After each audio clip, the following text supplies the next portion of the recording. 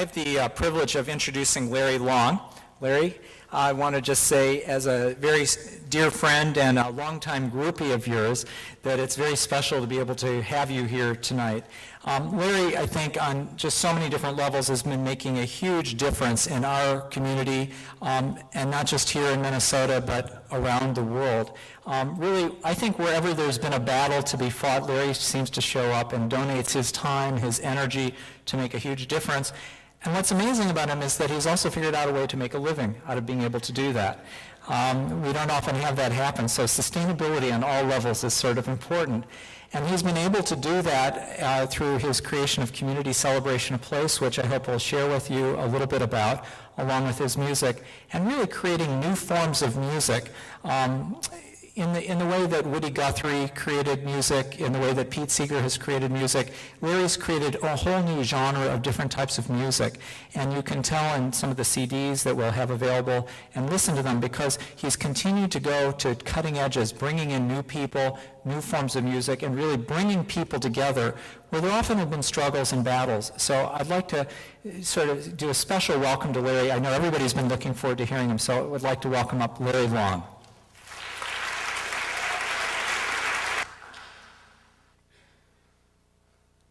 The law that marries all things. The cloud is free only to go with the wind.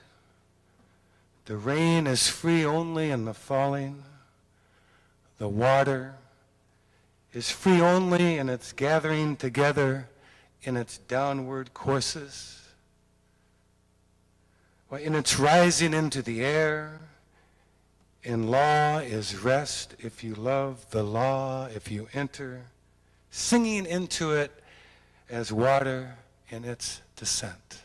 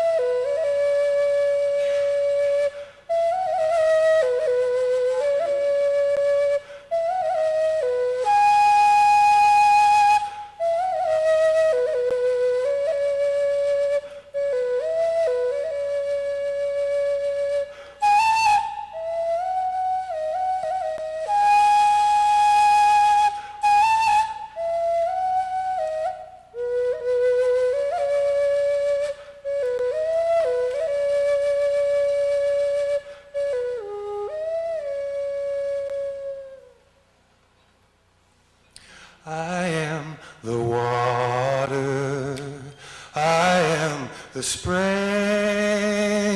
I am the water. Can you hear me sing? I am the water, I am the spring, I am the water. Can you hear me sing? I will soothe your body when your body aches. I will soothe your spirit when your heart it breaks. I will turn your deserts into fertile fields. I will turn your valleys into rolling hills. I will will pierce your flesh. I will rise to greet you on your day of rest. I am the water, I am the spring, I am the water. Can you hear me sing? I am the water.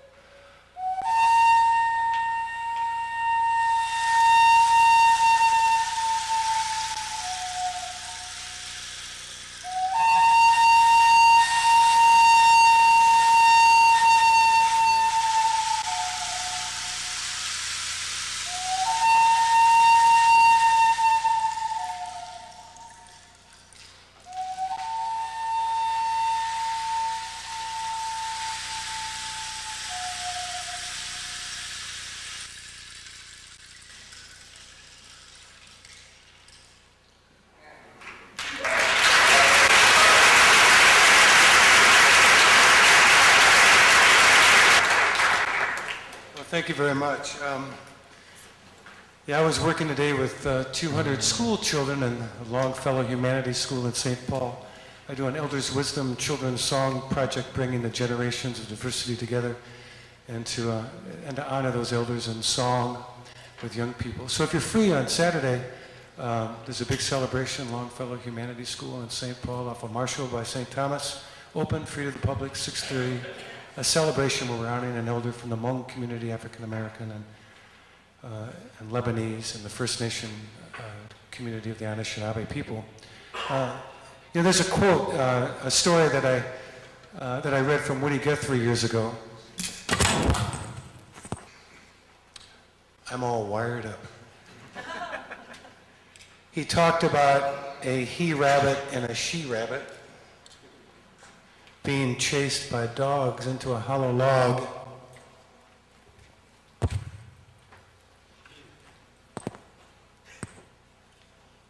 And the log was just big enough for the rabbits, and while the dogs proceeded to circle the log, the he-rabbit looked at the she-rabbit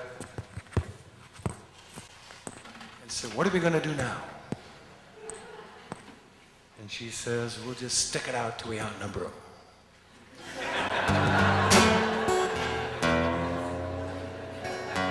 So in that spirit,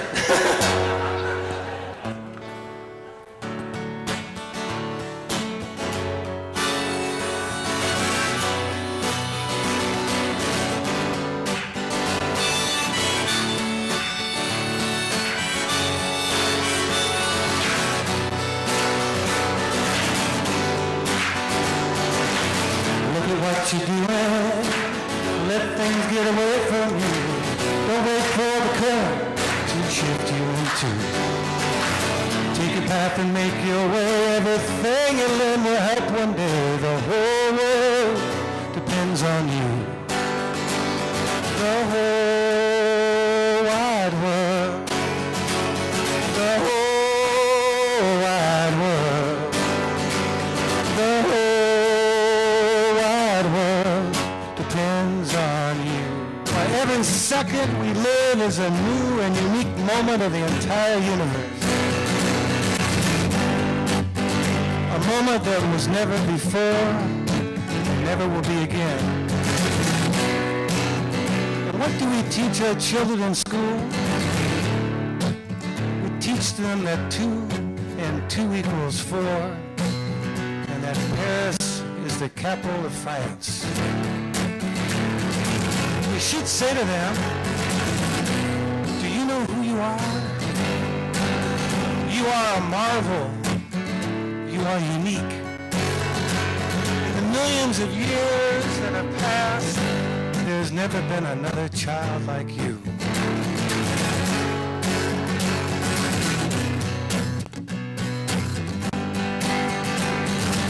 When I was was young, I could not speak. My tongue, it was too weak. When the teacher called my name, I tried to talk, but nothing came.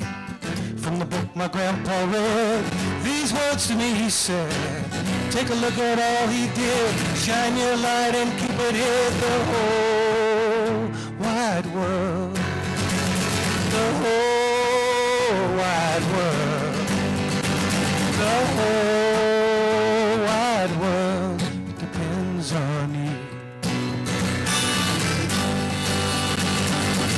Out of pain there comes bliss, guitar strings on my fingertips. You can dance, you can sing, you can soar without wings. Where the condor and eagle meet, shooting clouds beneath my feet. Grab your dreams and don't give up, good for nothing, nothing but the whole wide world. The whole wide world. The whole wide world depends on you. Help me out here. The whole wide world. The whole wide world. The whole wide world depends on you. We can begin to find this freedom in the everyday circumstances of our life. We see that as a place of our practice. When we encounter these daily difficulties, we ask ourselves, do we see them as a curse? As the unfortunate work of fate? Do we damn them? Do we run away? Fear and doubt, do they overcome us? How can we start to work with these reactions so we can find ourselves? The whole wide world, the whole wide world, the whole wide world depends on you. The whole wide world, the whole wide world, the whole wide world depends on you. Thank you very much.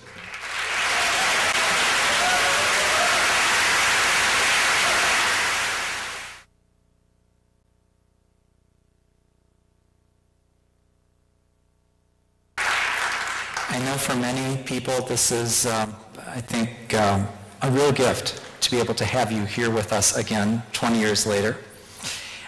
She's been back many times since that 20 years ago. And the thing that I love about Frankie is that she has continually exemplified the kind of person who asks the toughest questions and is really willing to be fearless at times, and then at times to recognize fear in herself. We had a long conversation about it today and about how hard it is often. And she's going to share with us about some of the insights that she's had as she's written this fabulous new book. And I just really want to say that continually you have been a source of inspiration for me on just so many different levels, asking me to ask the tough questions. And I think you have affected every young person, old person who spent any time reading your material, talking with you, and really challenging what are our existing ways of thinking and asking us to think in a much larger way. And so for that, I think all of us are very, very grateful. Thank you. Thank you, Tom.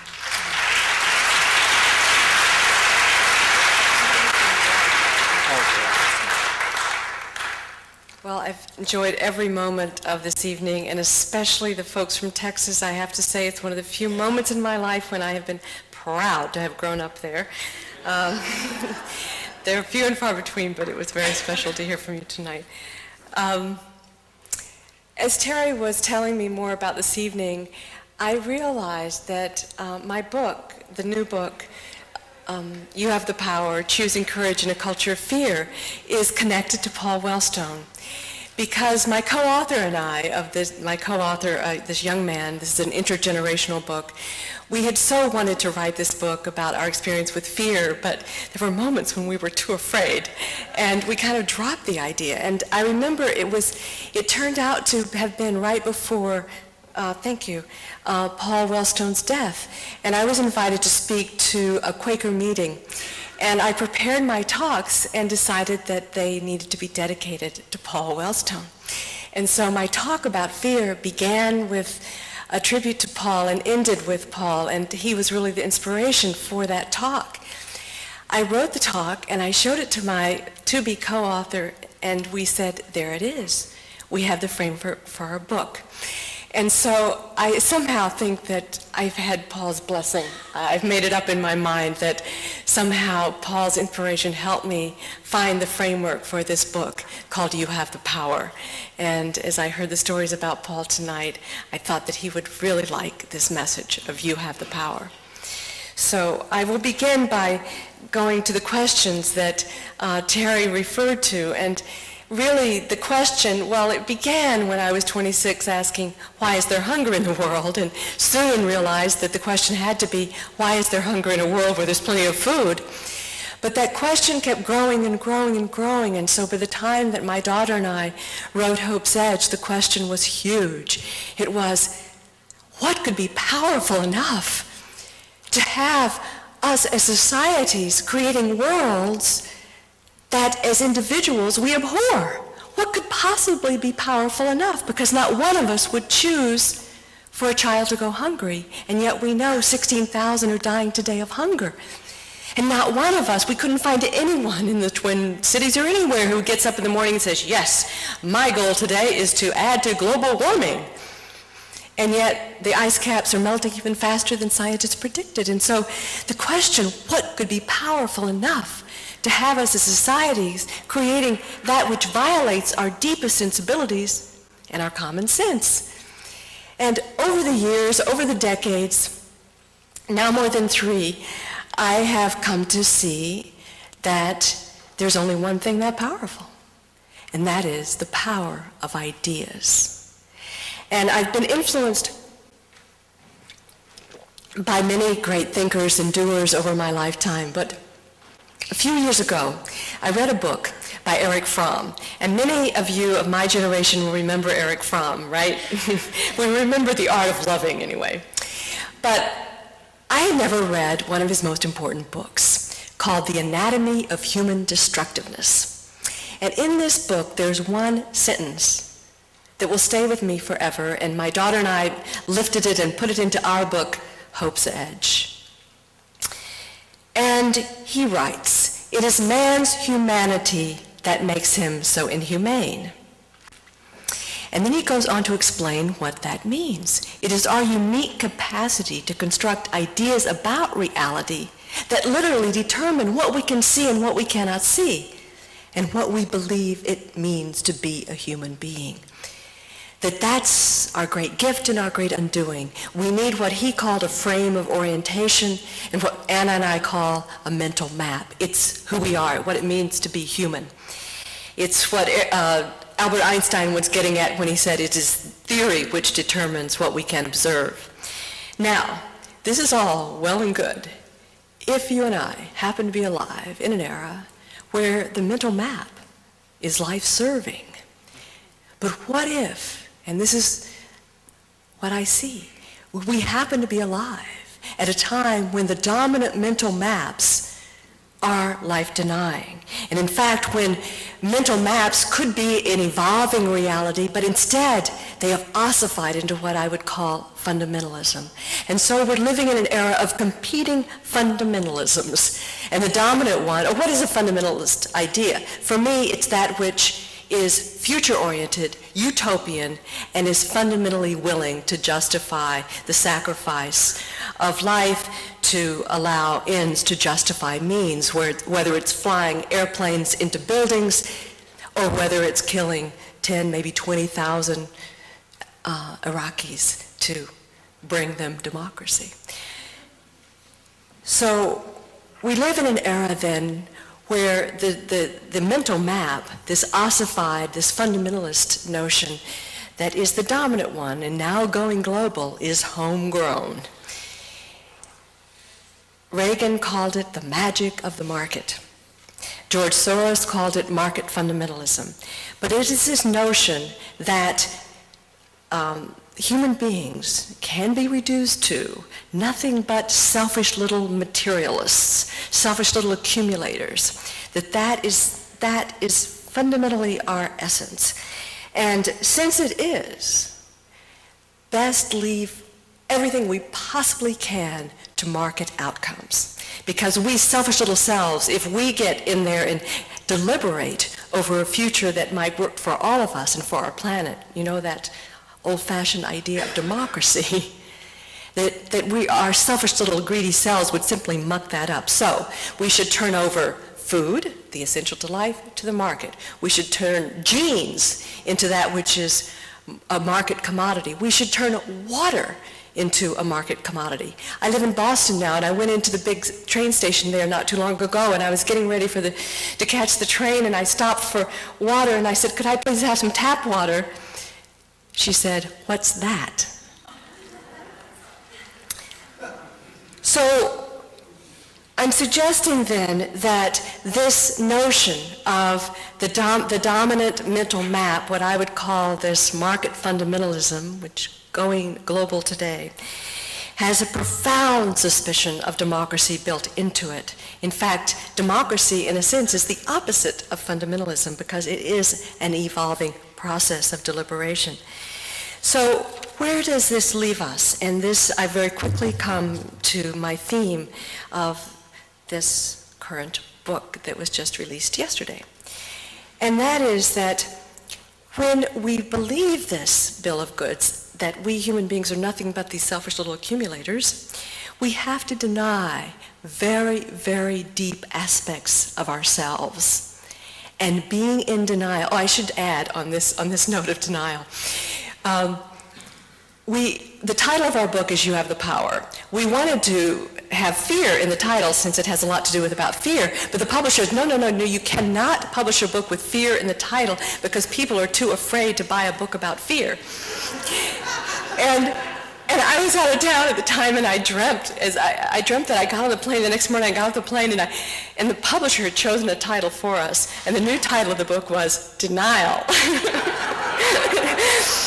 But there is a strong connection here, because when we are forced to deny who we are and believe that we are just these selfish little accumulators, therefore we have to turn over our fate to the market, capital T, capital M, what do we deny? And in Hope's Edge, Anna and I talk about two core aspects of what it means to be a human being that is denied in the dominant fundamentalism.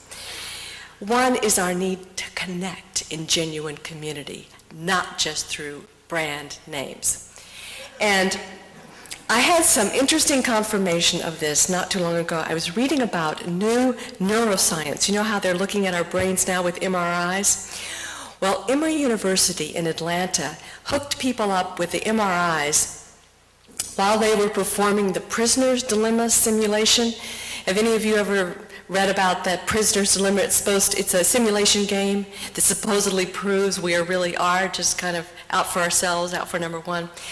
Well, these scientists, as they watch people interact and play this simulation game, Prisoner's Dilemma, they were shocked because parts of the brains lit up when people were cooperating that were the same parts of the brain that light up when we eat chocolate, when we use cocaine.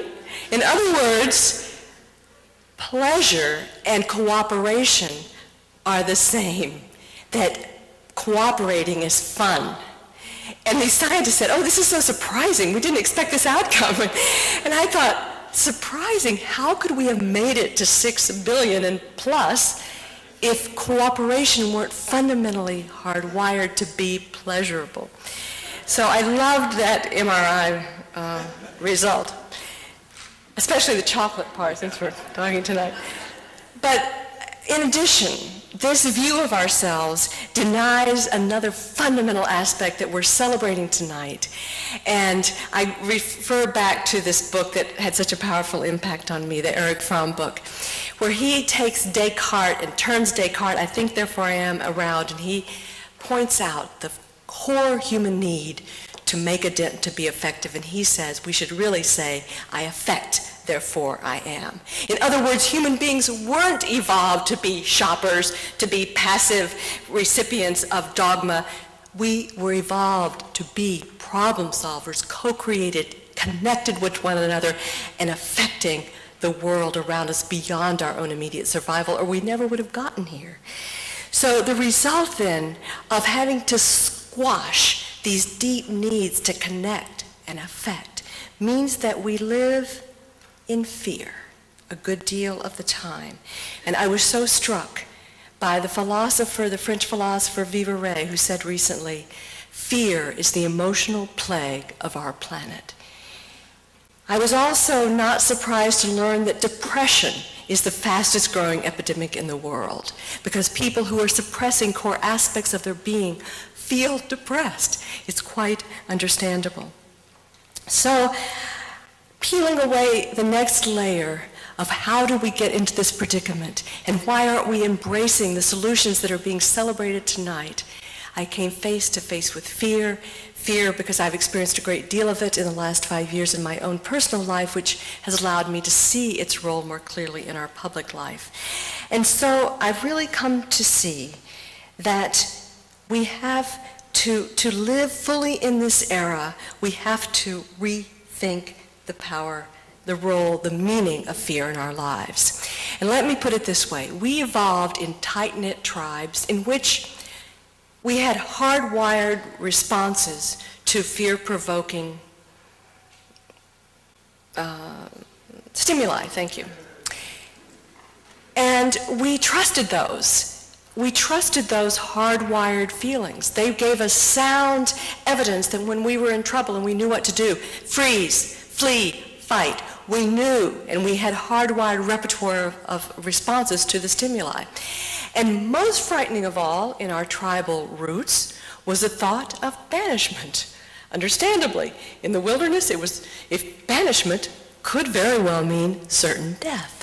And so it's not at all surprising that we want to huddle together when we're afraid. We don't want to risk separating from the pack. And yet, if it's true that we are living in an era, this extraordinary time, when the dominant tribe is caught into this fundamentalism that is life-denying, in a sense, metaphorically, if the whole tribe is going over Victoria Falls,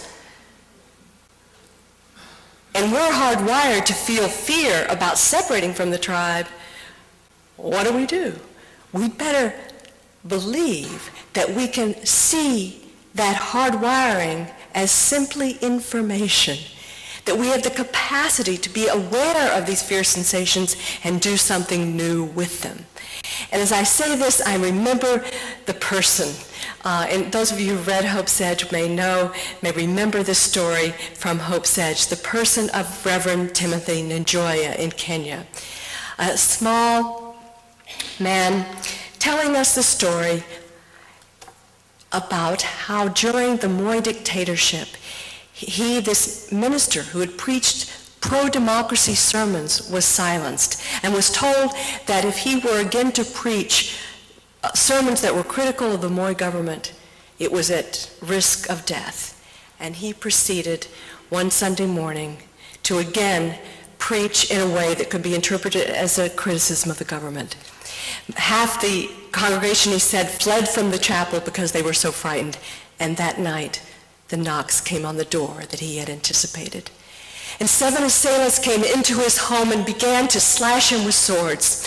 And he told us, and he's telling us this story, Anna and me, and he's laughing as he's telling us his story about how he's attacked and sliced up. And then he says, as he's lying there with his guts spilling out, he believes that he's dying, and he then begins to give away his treasures to his assailants, his favorite Bible to one of them, his library to another.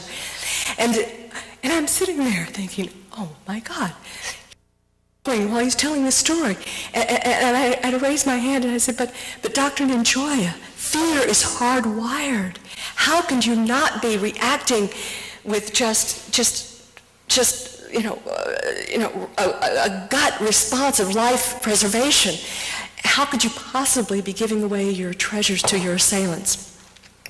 And at that point, he gets up out of his chair and he says, fear is within us. It is not outside of us.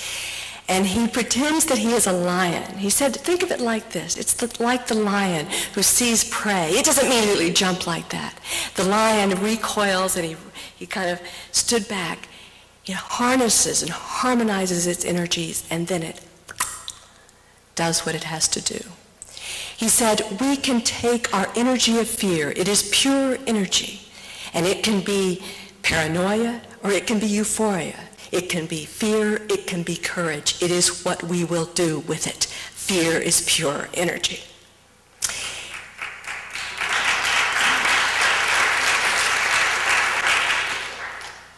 And that changed my life. That night, my daughter and I lay in our bunk beds and talked. What if we really believed that? That fear was simply information. It was energy and information. It was not a verdict. It was a signal. And perhaps in this extraordinary era, when we're feeling those fear feelings, because think of it, if we are to save ourselves on our planet, we have to do something different, which means going into the unknown, and we have to be something different, which may mean separating from people who we felt very connected to. Both of those then bring up these sensations in our bodies that are so uncomfortable.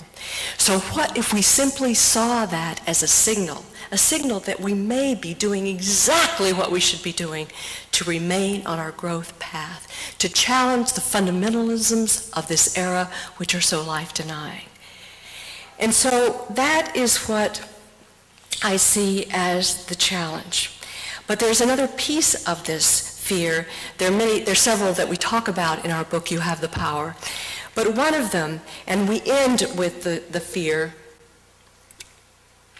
of our own insignificance. And this is why I've loved so much of the theme tonight of the stories that have been told tonight about the ripples.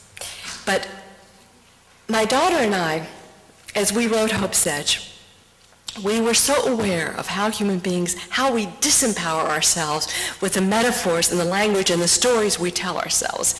And one of the most disempowering is this notion, this fear of our own insignificance is reinforced by that cliche, I'm just a drop in the bucket, right? How many times have we heard, I'm just a drop in the bucket? Well, on our Hope's Edge book tour, we were in Seattle one night. And we realized that buckets fill up pretty fast in Seattle. So the problem is not being a drop in the bucket. Our problem is that often we cannot see the bucket that we're filling up. And since the Alliance and all the award winners and all of you are helping to create the bucket so that people can see that their drops are filling them up. So I love that metaphor in a sense, but there is something even more profound here, I think, that we need to absorb in order not to disempower ourselves and to be trapped in the fear of our own insignificance. And that is that I began to see that even the language of issues, you take child abuse and I'll take global warming, you take gay rights and I'll take air pollution. If we think in terms of issues, we're still thinking in terms of boxes. And it's overwhelming because there's some new issue popping up every single day. And so what I began to see is that actually the understanding that is growing in me and so clearly coming out tonight is that we really have to take seriously this metaphor of ecology itself. The metaphor of the network is not just a metaphor, it is reality. And so we talk in our book, we draw from the book Linked, which I highly recommend, by Steven Pinker, where he talks about how we live in this networked world in which we are each nodes There are no such thing then as separate issues. There are simply entry points into this pattern. And as each of us moves our node, that begins to shift the entire pattern. And that to me then is a much more empowering visualization of the nature of the world in which we live, understanding that ecology is about relationships. And as we think in terms of the natural world, we always say it's not possible to do one thing, right? Because everything always connects with something else. Well, that's certainly true in our human movements as well. But there's another breakthrough in the neuroscience I want to mention here that can help us address the fear of our own insignificance. And that is that scientists have only recently discovered what they call mirror neurons. Now, what this means is that as you are sitting there watching me flap my arms in the air, there are neurons firing in your brain that are doing the same thing. Think about the power of that. It's either, you can say it as very frightening or incredibly empowering, that every time you move, somebody is patterning themselves on you.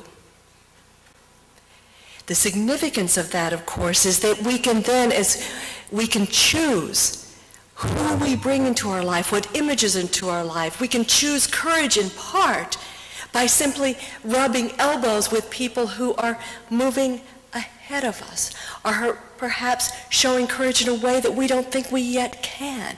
But simply by bringing them into our field of energy, we become them.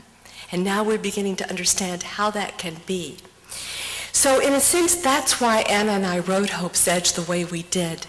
We wrote it because we wanted ourselves, and I didn't even know what I was doing when we set out on this journey on 5 continents to write this book, but I understand as we were walking this journey together what we were doing. And so, for example, Wangari Maathai, do you know who she is? How many of you have heard of Wangari Maathai in Kenya?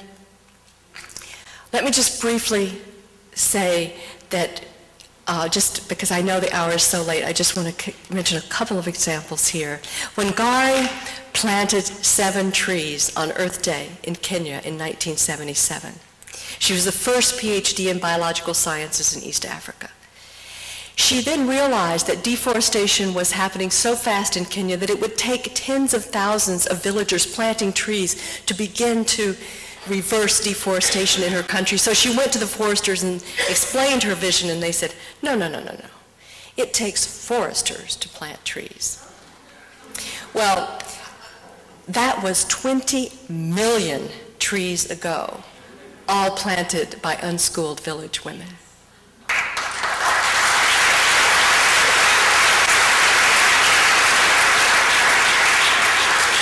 Now, when Anna and I were in Kenya with Wangari, visiting these villages, meeting these women, dancing with them, we knew that Wangari had been beaten, had been jailed many times for her environmental activism. And when we left, within months, we were writing letters to try to get her out of jail for yet another demonstration she was in which she was put in jail by the Moi government. Could we ever have imagined that within another year, she would decide at the last minute to run for parliament when there was a change of government and outpoll her nearest opponent 50-1, and then be appointed, and once she was in parliament, be appointed Deputy Minister of the Environment.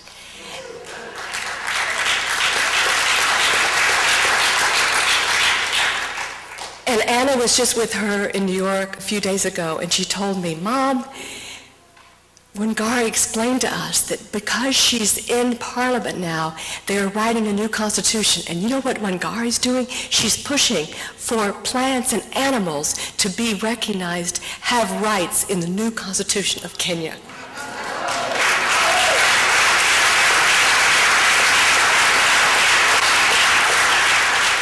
So it's not possible to know what's possible.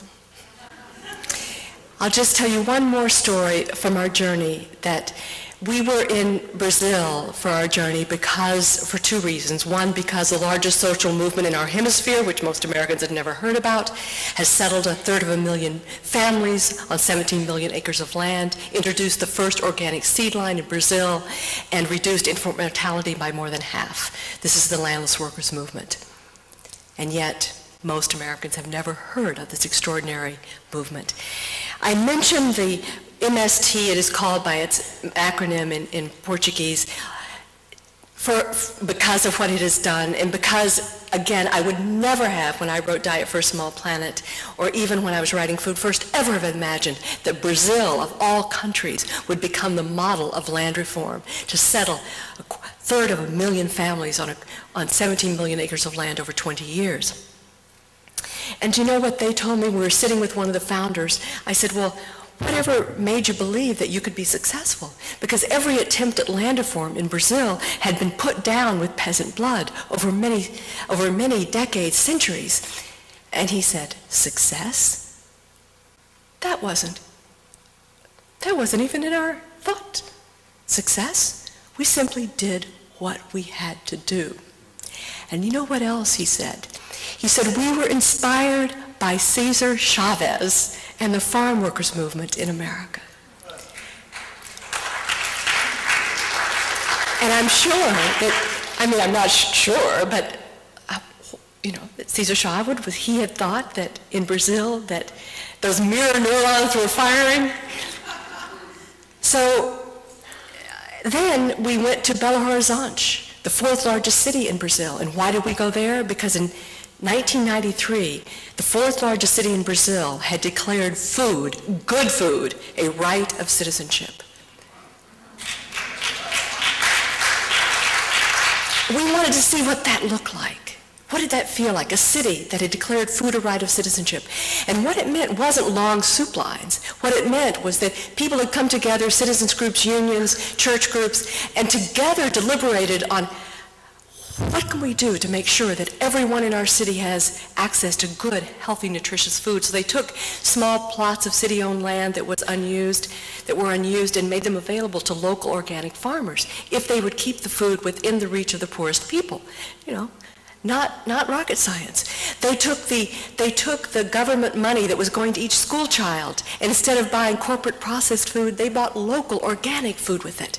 They posted the cheapest prices for 45 basic food commodities in bus stops so poor people could find the least expensive food and put downward pressure, because in inner cities, the poor pay more for food than middle-class people. All of these things, 1% of the city budget. And dozens of things I don't have time to go into. So at the end of our stay in Belo Horizonte, the city that has made food a human right, we sit down with a woman who was the facilitator of all these different initiatives.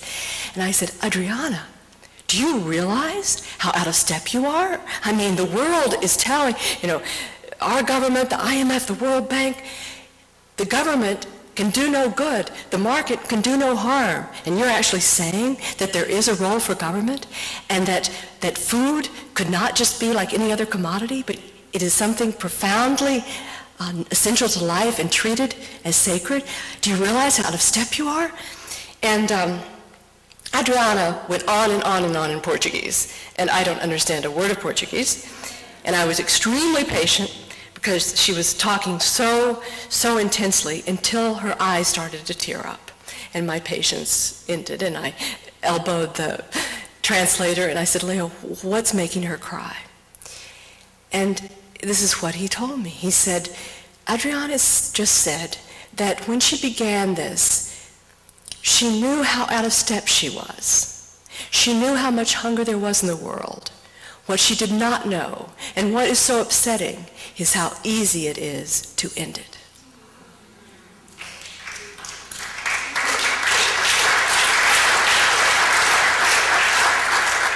So for me, what I've taken that to mean, and I've never talked to her about it since that day, but hopefully someday I will, but what I've taken that to mean is that it is easy if we can break free of the dogmatism, break free of the ossified fundamentalist dogma, and work together from our deepest sensibilities, from our common sense, and if we are willing to risk separation from the pack, as clearly Adriana was willing to do. And so, again, like in the Kenya situation, little did we know that within a year of our coming back, or within a year and a half, that a candidate for president would be electable in Brazil, who made his primary platform while he ran zero hunger. And little did I know that, as I've just been learning in the last few months, that now this program in Belo Horizonte is now considered a model for many, many cities throughout Brazil. So again, it is not possible to know what's possible. And therein lies our freedom. So I will end with this thought. What an extraordinary time it is to be alive in an era of competing fundamentalisms. So then the question is, the next question that keeps gnawing at me is, how do we not succumb to fundamentalism ourselves? How do we ourselves not say, oh, I've got it, just do it like they did in Belo. I've got it, I've got the new truth. How do we do that? My answer is back to this notion of a new relationship with fear. And it is a new relationship, a willingness to stay in our uncertainty, which is almost as hard for human beings as separating from the pack. Staying with our uncertainty, and yet being able to act even with our uncertainty. Because I believe that hope is not something we find in evidence, it's what we become in action. This is what I learned on this journey with my daughter that so changed my life. And so, as I think about this era in which we live, this extraordinary time of choice, when it is so clear that there are these very life-denying dogmas that are now dominant in our culture and spread throughout the world. And at the same time, there is this revolution in human dignity, as represented by all of you and those celebrated tonight, and by Wangari Maathai in Kenya, and by Adriana Aranja in Belo Horizonte in Brazil, and millions of others. In such a time, it is certain that we can choose courage. And as I say this, I remember being in the village with Wangari and seeing the Greenbelt movement as they danced with us and celebrated the planting of their 20 million trees throughout their country. They have a t-shirt, a very simple slogan on their t-shirt, and every time I read it, it stirred my soul. It simply says, "As for me, I've made a choice." Thank you.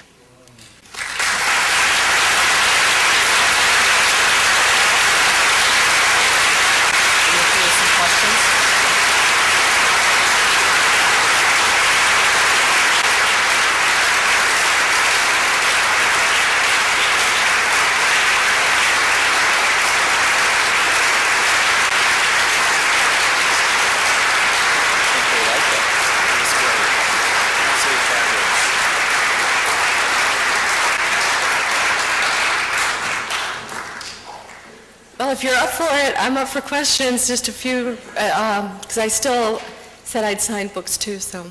Yes, so if anybody has questions, comments? You can also email me. Where do you get the Where do you get the t-shirts? I guess we'll have to make our own unless you want to send to Kenya. But I think that's my email is just frances@smallplanetinstitute.org. And our website, a lot of the things that I'm talking about will be on our website as well. We're going to have a new one in a few weeks. Yes, question in the back?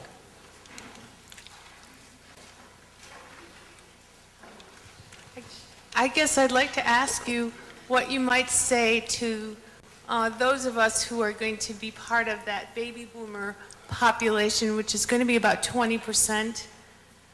In about 10 years, as we move into that age where at times we don't always feel that effective? Well,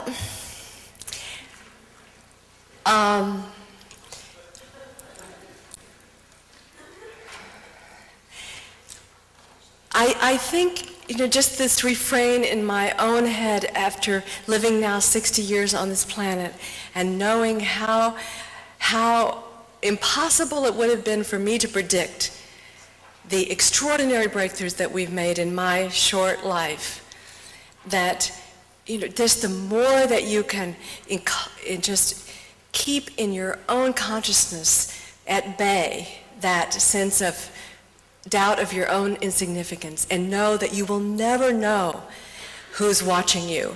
And in our book, You Have the Power, we tell the story. Our last chapter is called Women in the Rain, and we tell the story of this handful of women during the Kennedy years, standing in front of the Kennedy White House, protesting against above-ground nuclear testing. And the story is by this journalist, Rebecca Solnit, and she says that one of those women said, "Oh my God, I felt completely insignificant. This was the silliest thing. I'm standing there in the rain. Nobody's paying any attention. There's a handful of us middle-aged women."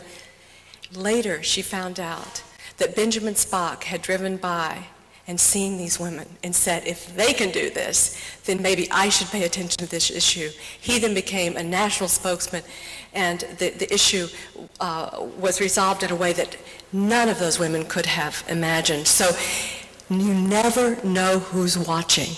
Every act we take as we walk with our fear, not expecting it to be entirely dissolved, if we are able to walk with our fear of the unknown, our fear of difference, you never know who's watching, what ripples you will have.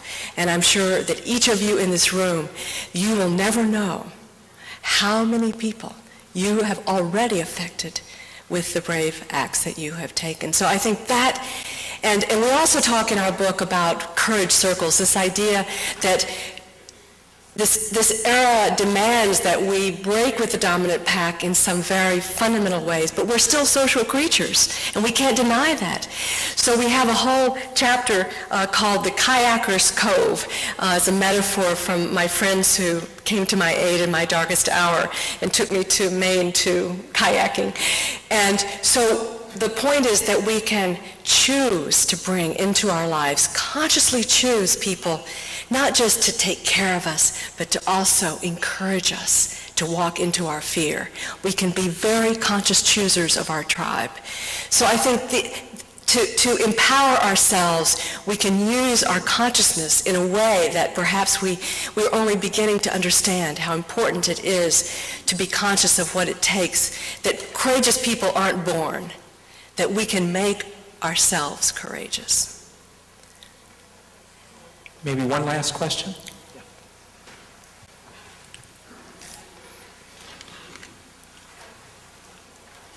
One of the issues that I struggle with a lot, and I'm wondering if you could comment on this based on your experience, is what is one of the more powerful things that awakens other people's consciousness from your observations?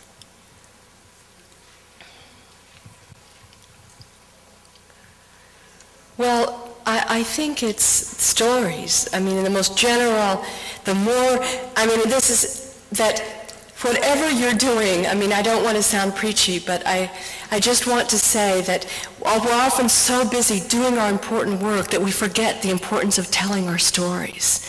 And today, when the corporate media corporate concentration of the media is so tight, and there's such a small window for storytelling that we have to make a special effort. So I think that stories, human beings live by stories, and the dominant story that we're getting every day is so disempowering and so disheartening that telling our stories and seeking out stories, Yes Magazine, Hope Magazine, Utne is here tonight, that we need to take a responsibility then for not only telling our stories, but finding stories that open our consciousness. And and of course with the internet, and it's much more possible to do that, and to tell our stories even visually through film. It's very relatively low cost now. And I'll just put a plug in here for my son's a journalist, started GuerrillaNews.com. Does anybody know Guerrilla News? So, you know, that they created this with no cash, with no budget, you know, just young men who wanted the truth to get out. So I'm rambling again, but the point is that however busy you think you are, find time to tell your story in whatever form you can. And don't let the media off the hook.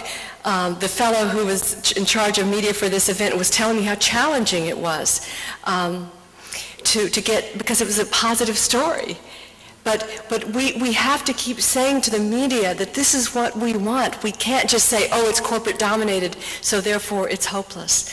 So I think the storytelling and evenings like this and it give us an opportunity to share our stories, and that is what I think opens our sense of possibility and our consciousness.